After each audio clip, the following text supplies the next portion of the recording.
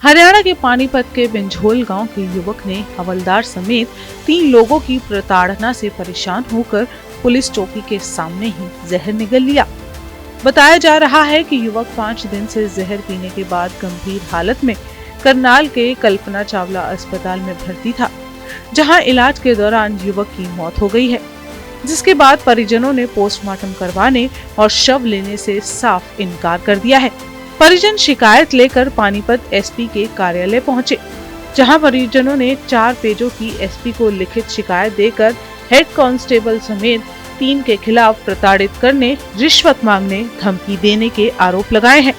मामले की गंभीरता को देखते हुए एसपी ने परिजनों को कहा है कि वो मामले की उचित कार्रवाई करेंगे, लेकिन परिजनों का कहना है कि जब तक आरोपियों के खिलाफ कार्रवाई नहीं होती तब तक वो शव नहीं लेंगे।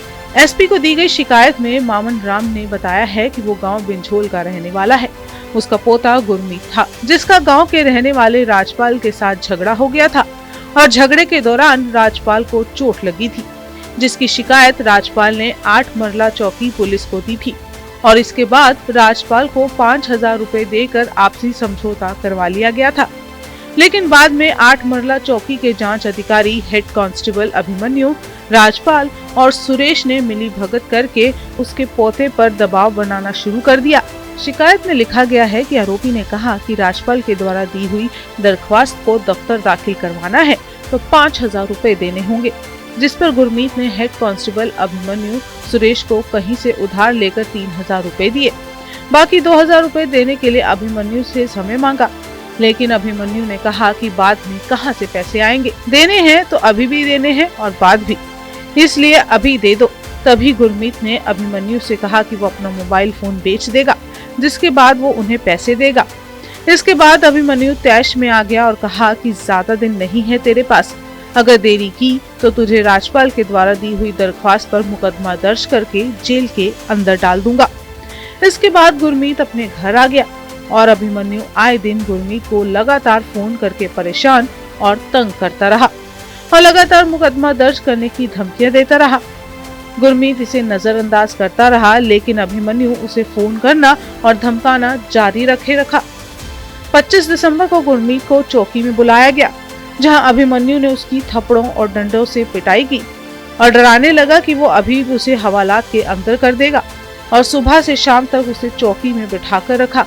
इसके बाद राजपाल ने अभिमन्यु को कॉल किया और इस शर्त पर छोड़ा कि सुबह चौकी में पेश होकर 2,000 रुपए वो दे देगा। देखिए, उसमें कोई लड़ाई झगड़े का उनका आपस का मामला था, उसमें फिर उन्होंने राजीनामा कर लिया। तो और उसके बाद उन्होंने ये आरोप लगाए हैं। तो जैसे जो उन्होंने कंप्लेंट दी थी, हमने FIR दर्ज कर ली और इन्वेस्टिगेशन उसमें हम कर रहे हैं। FIR किस के ऊपर दी हुई है?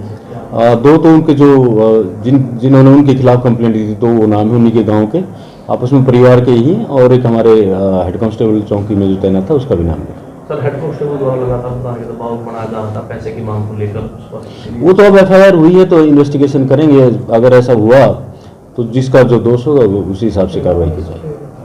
परिवार वाले भी सर और भी आरोप लगाए हैं, मतलब कई दिन से इस पर पहले पीटा भी गया इसको, वो सारी चीजें इन्वेस्टिगेशन में ही आ पाएंगी, तभी उसके बाद ही बता पाएंगे। बता दें, 26 दिसंबर को गुरमीत राजपाल और सुरेश के साथ चौकी में गया और अभिमन्यु को कहा कि उसके पास पैसे नहीं हैं, उसे थोड़ा और समय चाहिए। राजपाल और सुरेश ने भी समय देने के लिए कहा। वहीं गुरमीत वहां से चला गया, लेकिन कुछ देर बाद अभिमन्यु ने राजपाल और सुरेश के कहने पर गुरमीत को फिर से फोन किया और कहा कि वो उसे अंदर करेगा, अगर अंदर नहीं जाना है तो पैसे लेकर जल्दी आ जाए। तंग होकर गुरमीत ने बाहर दुकान से जहर लेकर पैसे न होने के कारण 8 मरला चौकी के सामने अभिमन्यु को कहा कि उसे परेशान मत करो। फिर भी अभिमन्यु इस बात पर अड़ा रहा कि उसे पैसे तो देने होंगे, नहीं तो वो गुरमीत को जेल में डाल देता।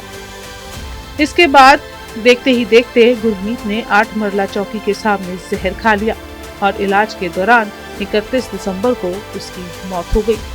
मामला रिश्वत का था, मामला धमकाने का था, मामला काफी सेंसिटिव है।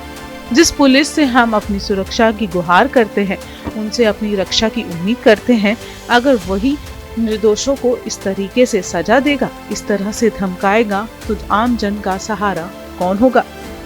गुरमीत की सुसाइड ने कई बड़े सवाल खड़े किए हैं और प्रशासन पर एक बड़ा दाग छोड़ दिया है।